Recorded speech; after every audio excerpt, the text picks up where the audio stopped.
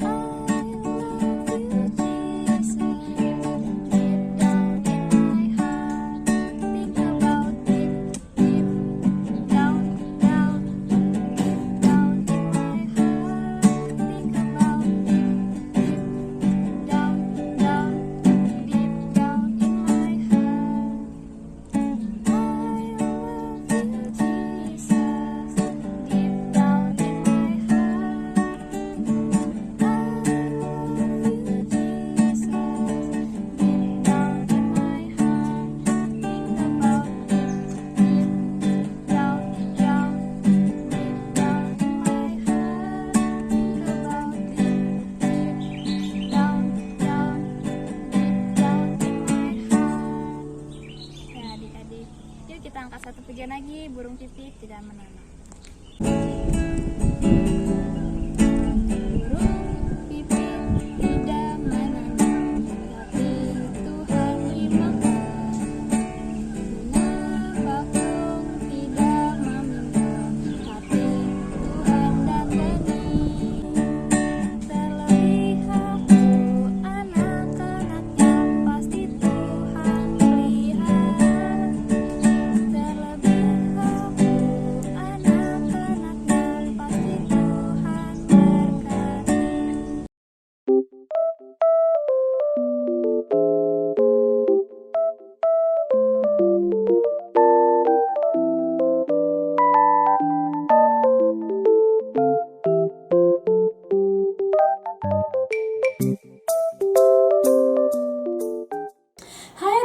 Kita bertemu lagi. Yeay.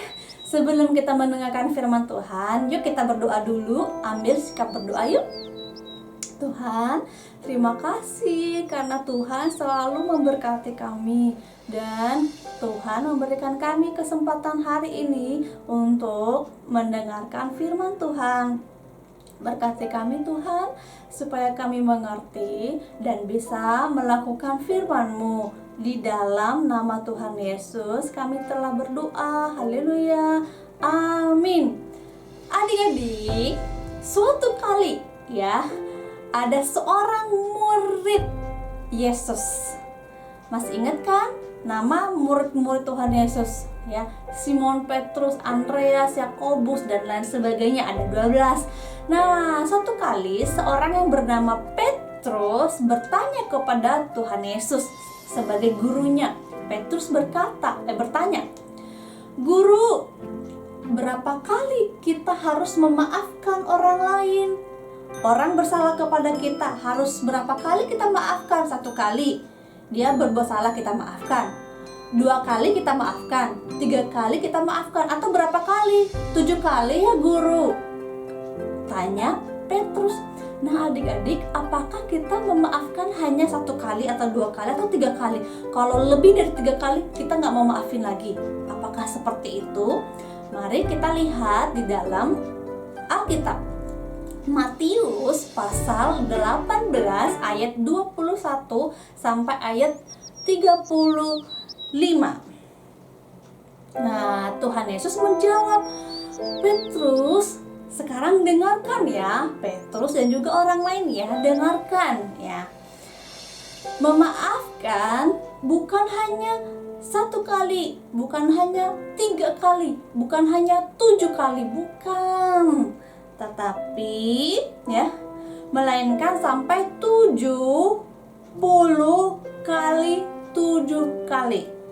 70 kali 7 kali. Hah? banyak banget. Iya, memang kita harus memaafkan sebanyak-banyaknya.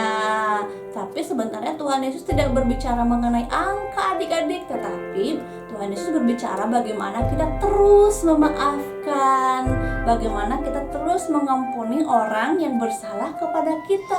Loh, kenapa? Kalau salah terus, dia nyakitin kita terus, dia menghina kita terus, masa kita maafin terus? Iya, kita harus maafin terus adik-adik. Kenapa? Karena Bapa kita di surga juga terus memaafkan kita. Nah, Tuhan Yesus bercerita nih adik-adik. Di dalam ayat 23, Tuhan Yesus bercerita. Nah, orang-orang mendengar, termasuk Petrus yang tadi bertanya. Semua orang mendengar ya, Petrus juga mendengar. Tuhan Yesus bercerita, kenapa kita harus mengampuni, memaafkan orang terus menerus? Karena Bapa di surga ya seumpama, ibaratnya itu seperti seorang raja. Bapa di surga seperti seorang raja yang sedang melakukan perhitungan dengan hamba-hambanya. Ada orang-orang yang bekerja kepadanya. Jadi raja ini melakukan perhitungan. Nah, setelah ia mengadakan perhitungan, lalu ada seorang hamba raja ini yang punya hutang adik-adik. Hutangnya itu besar sekali, 10 talenta ya. 10 talenta, 10.000 talenta. Jadi hambanya ini tidak mampu ya. Sebenarnya hutangnya itu sangat besar. Akhirnya raja berkata kepada hamba ini, "Nah, kamu harus bayar hutangmu." Terus hamba itu, "Ya, maaf, aku belum bisa bayar." Lalu si raja ini berkata kepada orang-orang, "Ayo, sekarang jual semua harta milik hamba ini." Ya, jual hartanya, jual istrinya, jual anaknya, dan semua miliknya. Dan semua bayarannya, kalau sudah dijual, uangnya kasih ke aku untuk melunasi hutangnya. Lalu si hamba, sebut saja dia hamba A. Si hamba A ini ya, namanya ini sebut saja dia A ya. Si A ini minta maaf kepada raja. "Raja, sabar dahulu raja.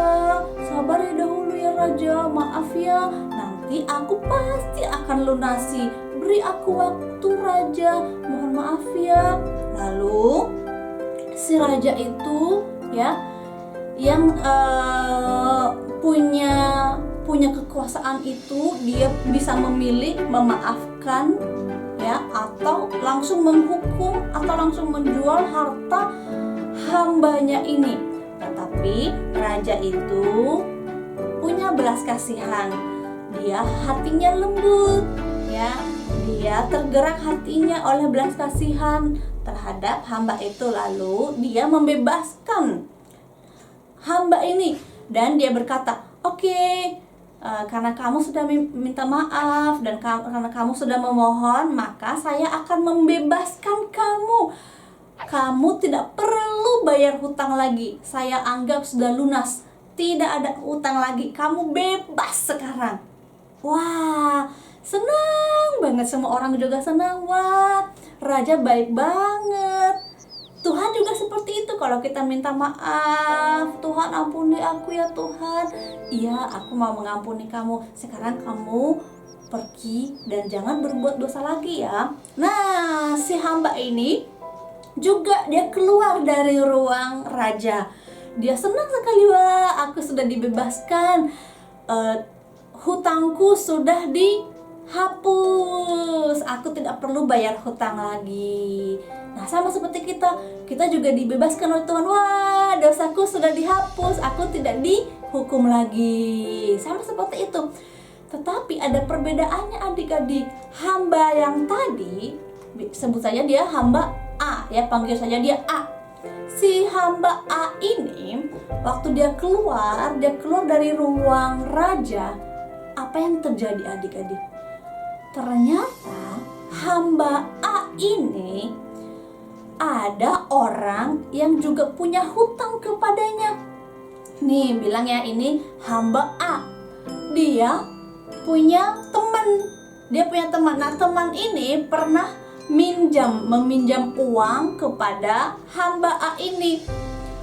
Nah, pas dia keluar dari ruang raja, dia ketemulah sama temannya ini. Lalu dia tagih temannya.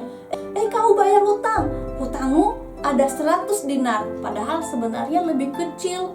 Tadi hamba A ini berhutang berapa kepada raja? 10.000 talenta. Nah, sementara temannya ini berhutang kepadanya hanya 100 dinar. Tapi dia tagih, ayo bayar. Terus si temannya ini dia minta maaf ya kawan, aku belum bisa bayar, sabar dahulu ya, nanti aku pasti akan melunasi utangku. Tetapi ternyata si hamba ini yang tadi hutangnya sudah dibebaskan, sudah dihapus sama raja, dia malah marah loh. Gak bisa, pokoknya kamu harus bayar utangmu. Terus si temannya minta maaf ya, maaf banget, maaf nanti aku akan lunasi. Tetapi si hamba A ini gak mau. Dia marah, dia pukul, terus dia panggil teman-temannya, ayo tangkap dia, pukul dia, masukkan dia ke dalam penjara. Lalu temannya ini dipukul, dimasukin ke dalam penjara, tidak dimaafkan, tidak dibebaskan. Oke, dia sampai kasihan banget, terluka, dimasukin di dalam penjara adik-adik, karena dia tidak bisa membayar utangnya. Dan si hamba A ini yang tadi itu jahat ya, padahal kan hutangnya sudah dihapus sama raja, tapi kenapa dia nggak menghapus dosa temannya ya? Dia sudah dimaafkan sama raja, kenapa dia nggak mau maafkan temannya ya? Nah, kemudian teman-teman yang lain yang melihat juga kesal. Waduh, kenapa hamba A ini nggak mau maafin ya? Kenapa dia nggak seperti raja ya? Ayo kita laporin kepada raja. Lalu mereka datang kepada raja. Raja, tadi si hamba A itu yang tadi raja maafkan, bebaskan, hapus hutangnya, dia jahat loh, dia nakal loh. Ada temannya yang punya hutang, dia nggak mau maafin raja, dia malah pukul, dia malah tendang, dia panggil algojo untuk memukulnya dan memasukkan dia ke dalam penjara. Wah, apa yang terjadi? Adik-adik, ternyata raja juga marah kepada hamba A. Panggil hamba A. Wah, dia dipanggil. Ya raja, kamu ini ya, harusnya karena kamu sudah dimaafkan, maka kamu juga harus memaafkan orang lain. Karena kamu sudah dibebaskan, kamu juga harus membebaskan orang lain. Karena hutangmu sudah dihapuskan, maka kamu harus menghapus hutang orang lain. Karena kamu tidak memaafkan orang lain, karena kamu jahat, maka kamu juga akan dihukum. Wah, adik-adik, ternyata dia dihukum.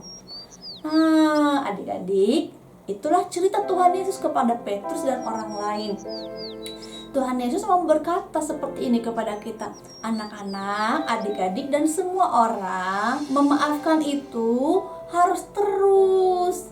Nggak boleh dihitung-hitung, 1 kali aku maafkan, 2 kali aku maafkan, 3 kali aku maafkan, 4 kali tidak.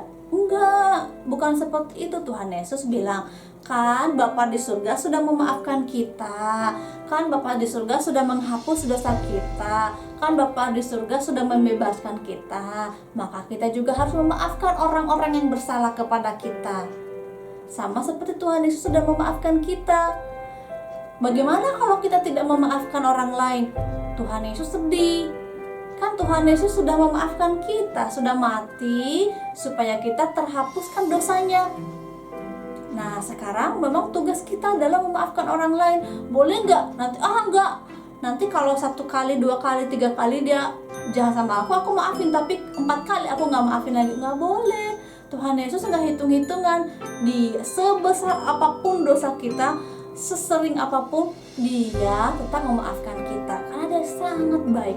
Maka kita juga harus belajar seperti Tuhan Yesus, memaafkan semua orang, memaafkan kapan saja, berapa kali tak terhitung. Kita harus terus memaafkan, sama seperti Tuhan Yesus juga terus memaafkan kita. Waktu Tuhan Yesus membebaskan kita, setelah itu kan kita masih terus berbuat dosa. Tuhan maafin lagi, besoknya kita berbuat dosa lagi, entah itu melawan mami, entah itu malas berdoa, entah itu nyakitin teman, entah itu cemburu, entah itu benci sama teman, entah itu apalagi lah.